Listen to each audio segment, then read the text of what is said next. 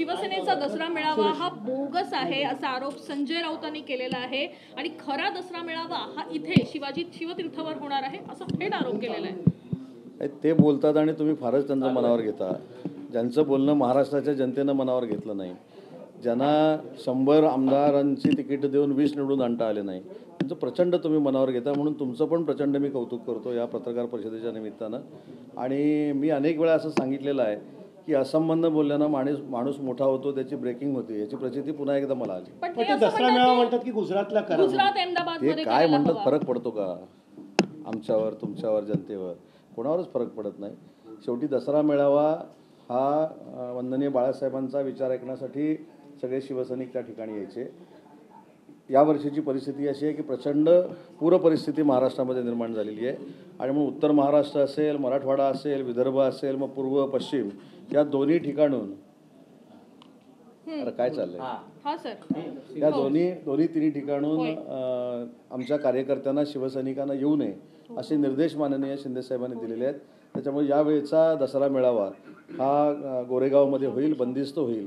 परंतु हे सगळं करत असताना आमच्या महाराष्ट्रातल्या पूरपरिस्थिती असलेल्या भागातल्या लोकांच्या घरामध्ये देखील दसरा साजरा झाला पाहिजे, ही भूमिका या दसऱ्याच्या निमित्तानं माननीय एकनाथ शिंदे साहेबांनी घेतलेली आहे। आणि खऱ्या अर्थानं हाच वंदनीय बाळासाहेबांचा विचार आहे, जे फक्त बडबड करतात त्यांचा बाळासाहेबांचा विचार नाही। आज मंत्रिमंडळाच्या बैठकीत शिवसेनेच्या मंत्र्यांनी किती स्ट्रॉंगपणे मदतीबाबत भूमिका मांडली आणि काय मागितलं याबाबत सगळी कॅबिनेट मुख्यमंत्र्यांसहित, आमचे उपमुख्यमंत्री असतील, शिंदेसाहेब, सगळ्यांचं एकमत आहे की आम्ही शेतकऱ्यांना वाऱ्यावर सोडणार नाही आणि ज्यावेळी मदत करायची आहे त्याचा कालावधी देखील आजच्या पत्रकार परिषदेमध्ये उपमुख्यमंत्री मोदयांनी सांगितलेलं आहे।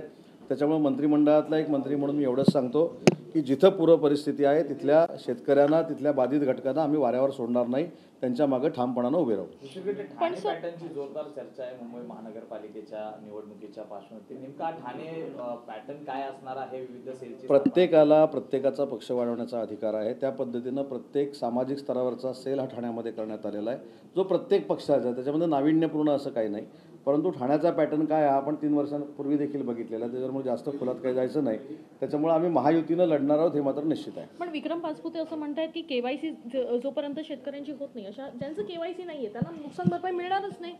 कॅबिनेटच्या संदर्भामध्ये जे काही चर्चेला विषय आले त्याच्यामध्ये नियम डावलायचे जर असतील शेतकऱ्यांना मदत करण्यासाठी, ते देखील डावलण्याची मानसिकता ही सरकारची आहे।